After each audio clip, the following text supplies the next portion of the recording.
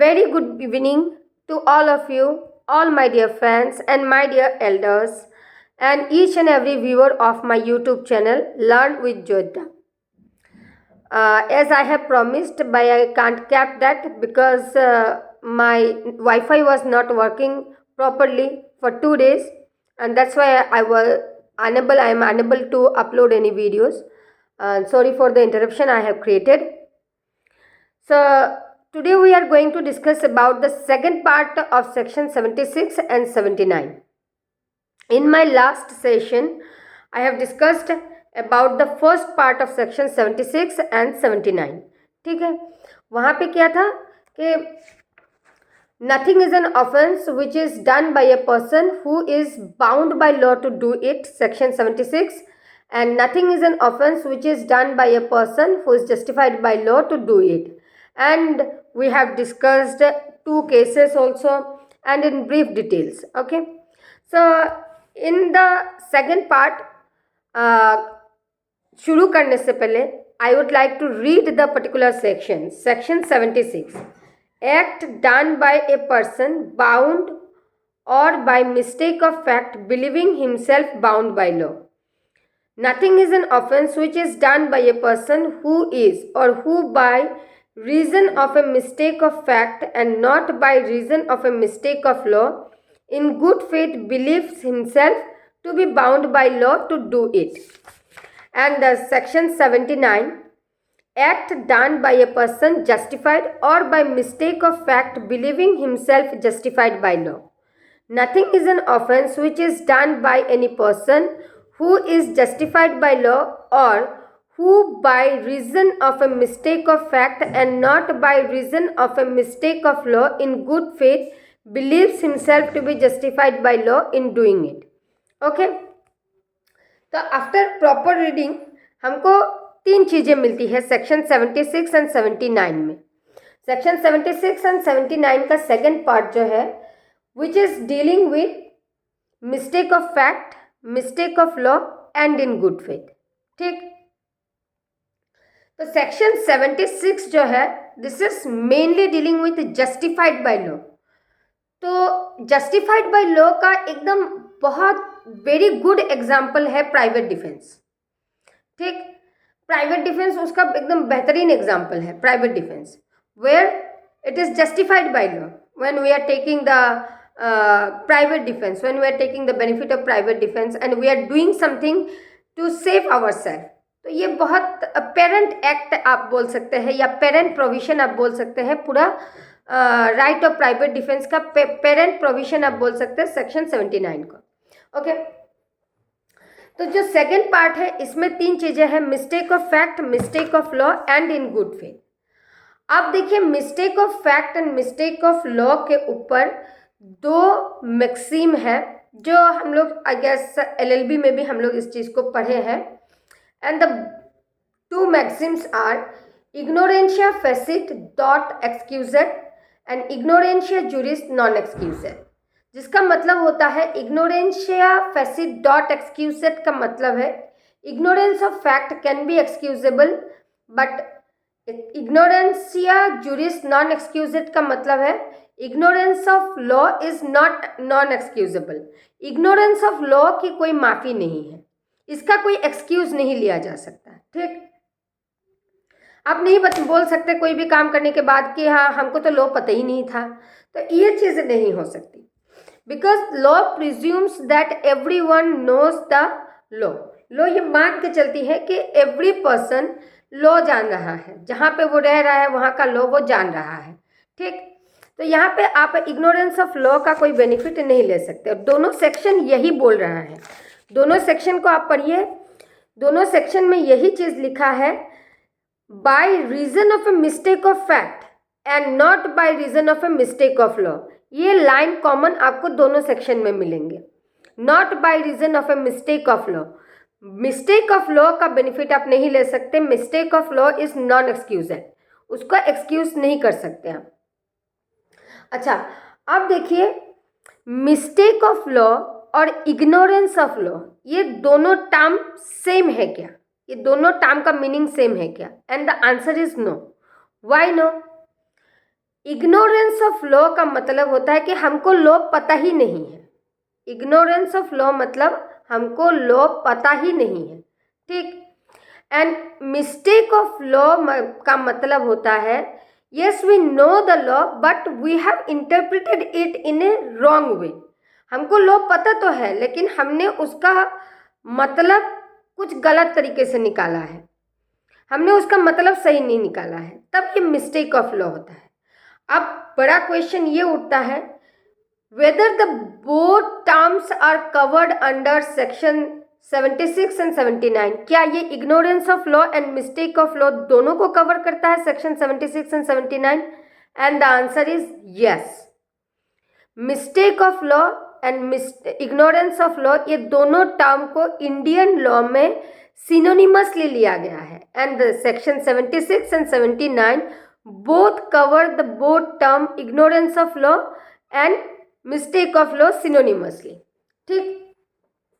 अब ignorance of law और या तो फिर ऐसे बोलिए कि हमको लॉ पता होना चाहिए, इसके बारे में Salmond sir, one of my favourite jurist, उनका एक कोटेशन है, I would like to quote it.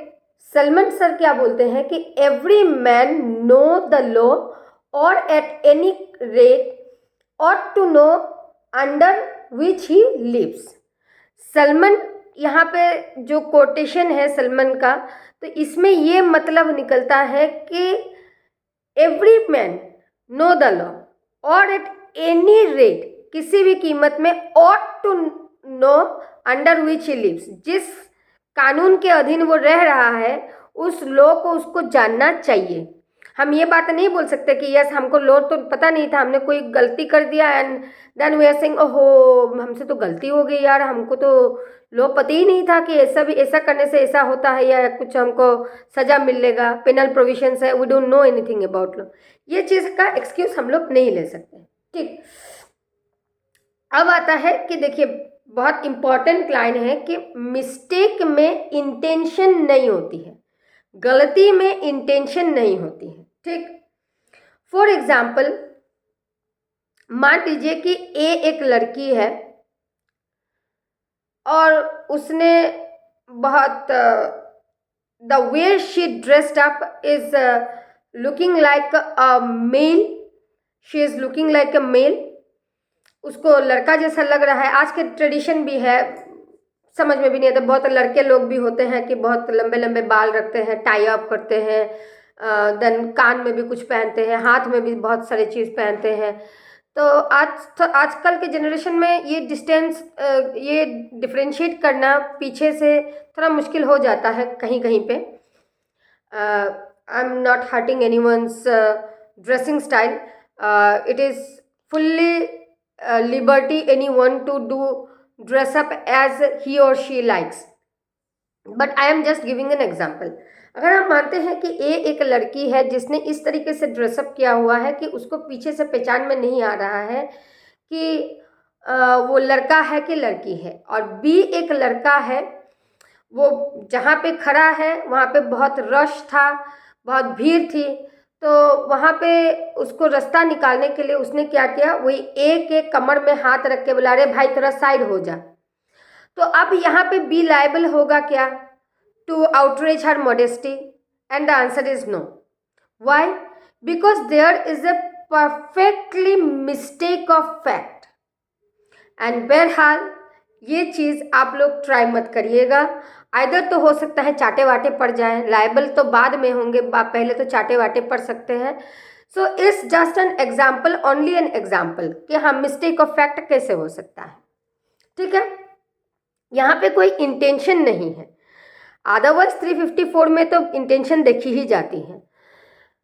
तो इसके बाद एक बहुत इम्पॉर्टेंट पॉइंट जो है कि मिस्टेक ऑफ फैक्ट की बेनिफिट लेने के लिए when we are taking the benefit of mistake of fact under section 76 and 79, then the mistake should be of a particular nature, जिसका 3 कैरेक्टर दिया हुआ है कि ये इस 3 कैरेक्टर का मिस्टेक ऑफ फैक्ट होना चाहिए, then any person can take the benefit of his mistake।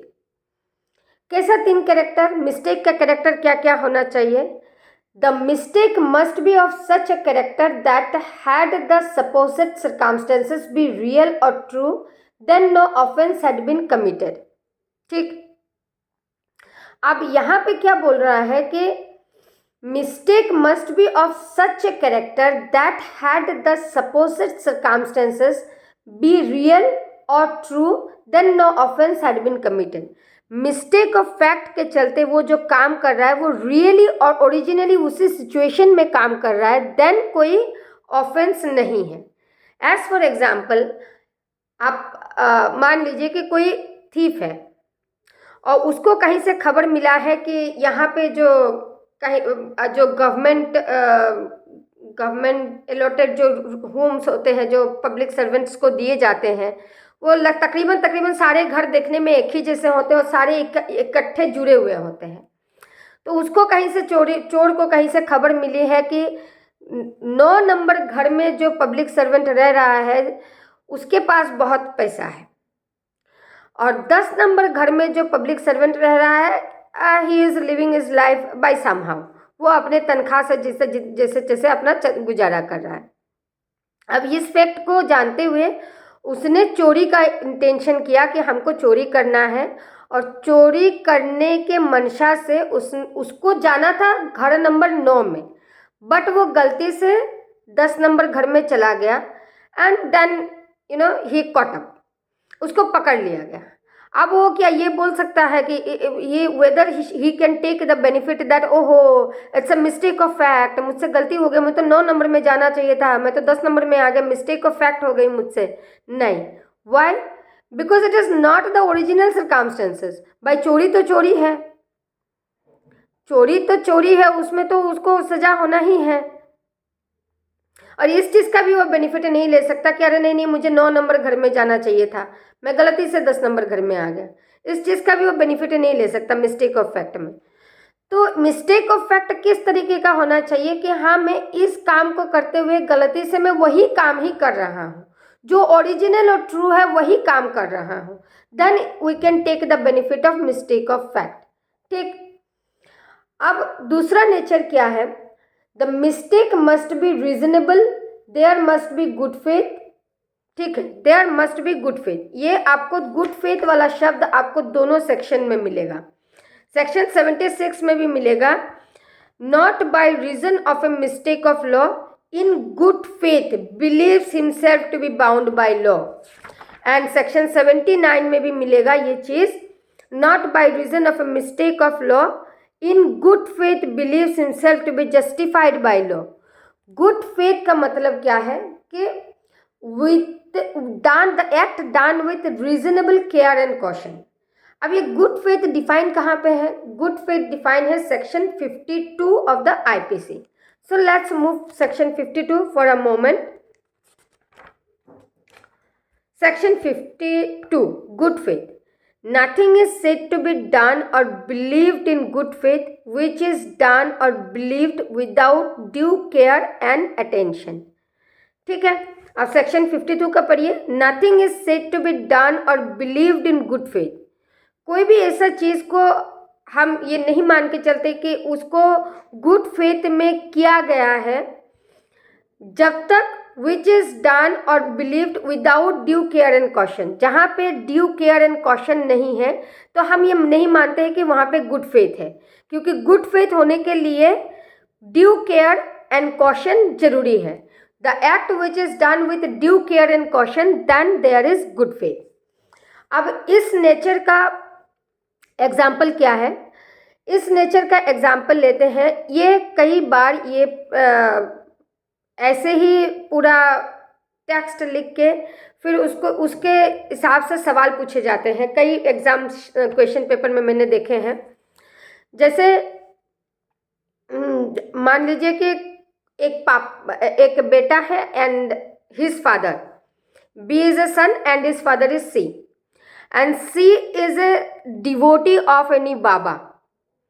And his son B is suffering from high fever. And due to the devotion to the Baba, he has not taken his son to any hospital or to any doctor. but as the Baba given him some vibhuti and he is administering the vibhuti to the child, and as a result the child died. तो यहाँ पे good faith है क्या? And the answer is no. Y?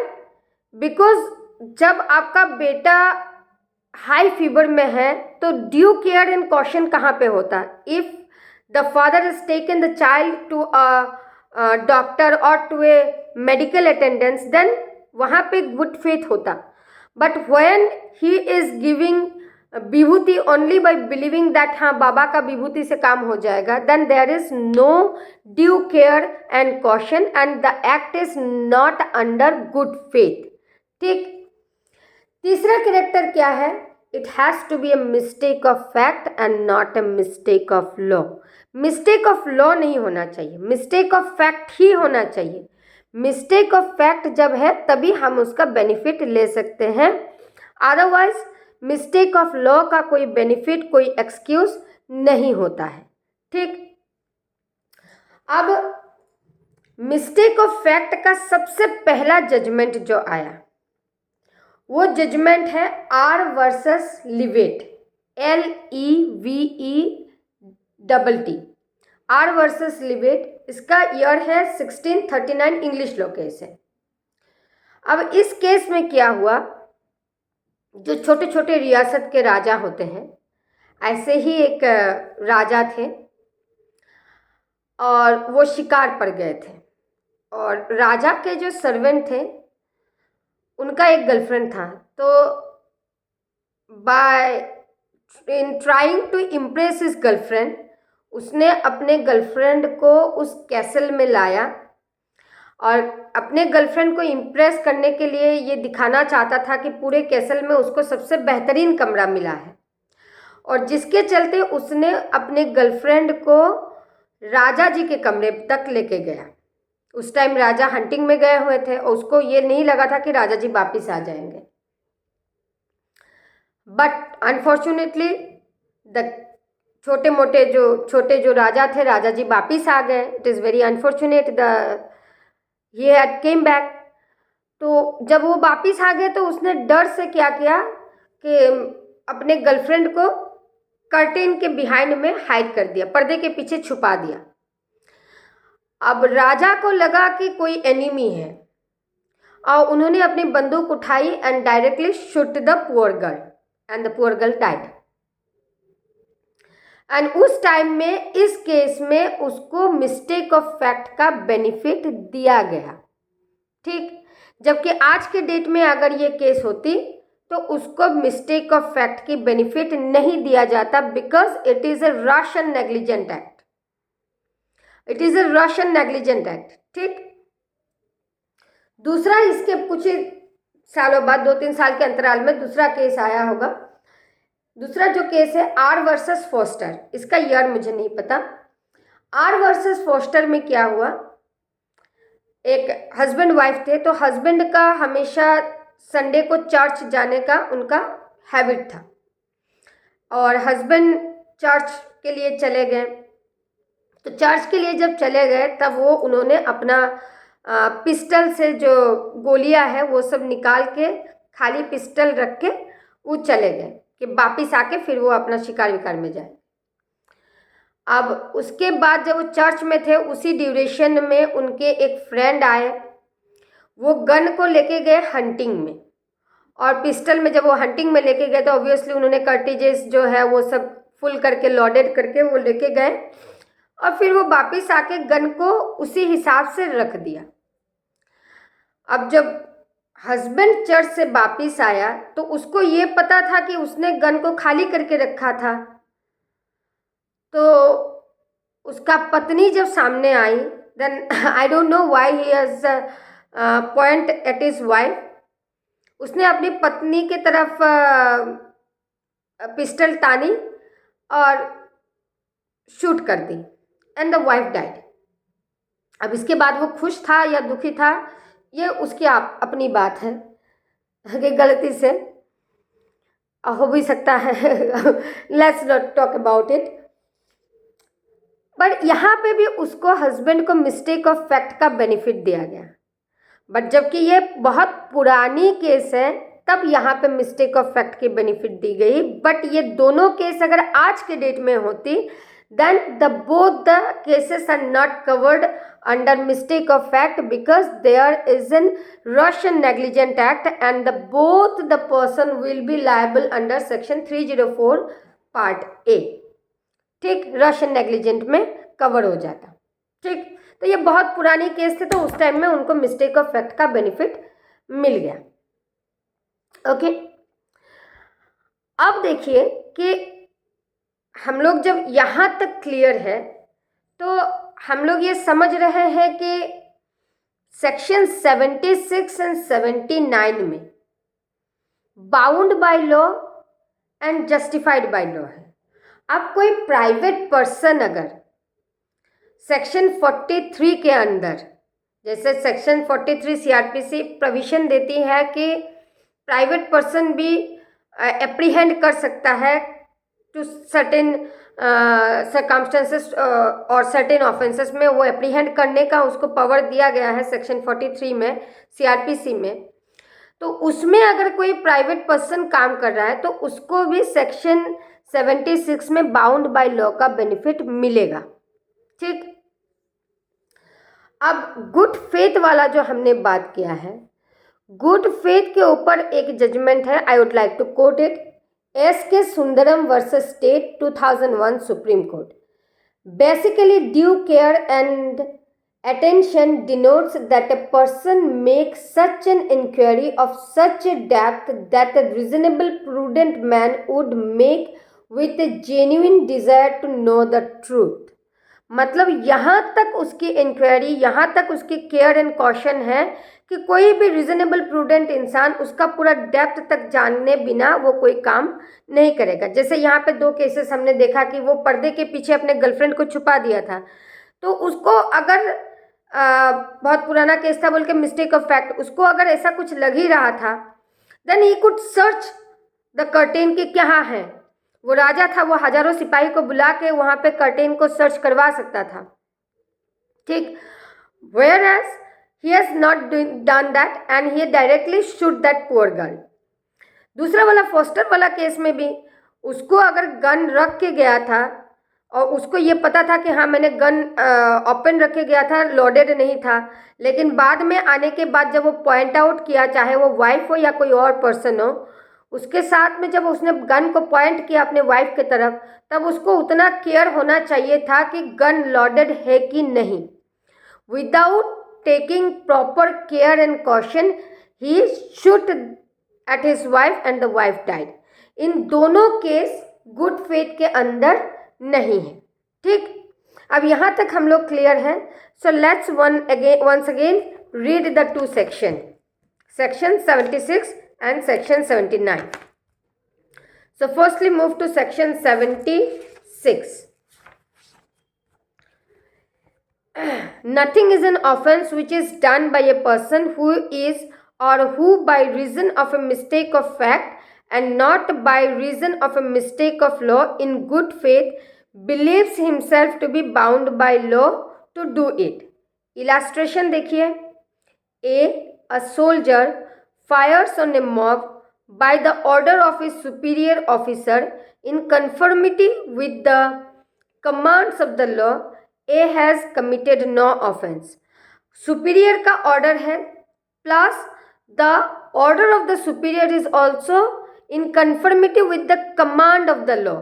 जैसे हम लोग last time में एक डीसीपी का केस, दाखी सिंह का केस हम लोग डिस्कस किए थे कि वहाँ पे भी ये पुलिस वाले ने, आरपीएफ ने बिना सोचे समझे अचानक से शूट कर दिया थीफ को जब वो पकड़ नहीं पाया, तो वहाँ पे उसका एक्ट जस्टिफाइड नहीं था। बट जब हमने वेस्ट बंगाल वाला एक केस हम लोगों ने डिस्कस किया था कि वहाँ पे जब बहुत सारे सोल्जर्स उसके कांस्टेबल उसके इंजर्ड हो गए थे and then his superior officer DCP ordered to fire at the mob, तब वहाँ पे ये जस्टिफाइड बाय लॉ ऑर्डर था। ठीक है, तो यहाँ पे भी ये जो इलस्ट्रेशन ए है, सोल्जर का, ये जस्टिफाइड बाउंड बाय लॉ है। जो कांस्टेबल है ये सुपीरियर का ऑर्डर मान के, and if the order is in conformity with the law, command of the law, then he has committed no offense. Illustration B. An officer of a court of justice being ordered by the court to arrest Y, and after due inquiry believing Z to be Y, arrest Z. A has committed no offense. Why? Because here it is a mistake of fact, not mistake of law. A एक officer है court का, उसको court ने आदेश दिया कि Y को arrest करना है, और जो ऑफिसर है उसने प्रॉपर इंक्वायरी करने के बाद जेड को वाई समझ के जेड को अरेस्ट कर लिया। अब A has committed no offence. Why? Because it is a mistake of fact. Let's move to section 79। Nothing is an offense which is done by any person who is justified by law, or who by reason of a mistake of fact and not by reason of a mistake of law in good faith believes himself to be justified by law in doing it. Illustration देखते हैं। A sees J commit what appears to A to be a murder.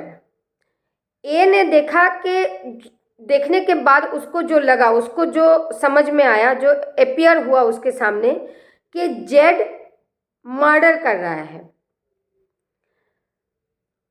A in the exercise of the best of his judgment exerted in good faith में of the power which the law gives to all persons of apprehending murderers in the act। Section CRPC में section 43 है, ऐसे बहुत सारे और section है जो private persons को भी पावर देते हैं कि ऐसा कोई ऑफेंस होता है तो एप्रीहेंड कर सकता है। तो उसी प्रोविजन के तहत in good faith seizes Z, उसने जेड को पकड़ लिया। In order to Z bring Z before the proper authorities. किस कारण से? ताकि जेड को वो प्रॉपर ऑथोरिटीज पुलिस स्टेशन तक लेके आ सके। A has committed no offence. A कोई ऑफेंस कमिट नहीं किया। Though it may turn out that Z was acting in self defence. बाद में ये भले ही प्रूफ हो जाए कि वो तो मर्डर नहीं था, जेड अपना प्राइवेट डिफेंस के लिए वो काम कर रहा था, ये भले ही प्रूफ हो जाए, बट वहाँ पे उसका ये कोई ऑफेंस नहीं है। Why? This is also mistake of fact and in good faith. Mistake of fact and in good faith. पहला वाला सेक्शन 76 में भी जो हमने इलस्ट्रेशन देखा है कि आफ्टर ड्यू इंक्वायरी, क्यों ये चीज़ लिखा है? Why? Because to implied that good faith is there। अगर वो गुड फेथ नहीं रहता then it is a offense। अगर गुड फेथ नहीं होता तो उसका एक्ट बाउंड बाय लॉ में कवर नहीं होता। तो गुड फेथ में अगर मिस्टेक ऑफ फैक्ट है then it is covered under the general exception section 76 and section 79 bound by law and justified by law। Mistake of law का कोई excuse नहीं है, because the two section also says it by reason of mistake of fact and not by reason of mistake of law। ठीक है, यहाँ तक हम लोग क्लियर है। So we have covered our first head mistake. Okay, so this much for today. In our next session we will discuss about the section 77 78। okay, so if the videos are beneficial for you, if you like the videos, if I am able to explain you the thing properly, if there is any doubt, please comment on the comment section, because I am waiting for comment, you know, कि कोई गलती तो नहीं है या कोई doubt तो नहीं रह गया है, तो ऐसे एक कनेक्शन बनता है। But if you are just watching it and without giving any comment, तो पता नहीं चलता है कि whether I am doing it properly और not. So I will wait for your comments and thank you so much. Please like, subscribe and share my channel and be with me. We are a family and we definitely do our best to be the master of law. Thank you and good night.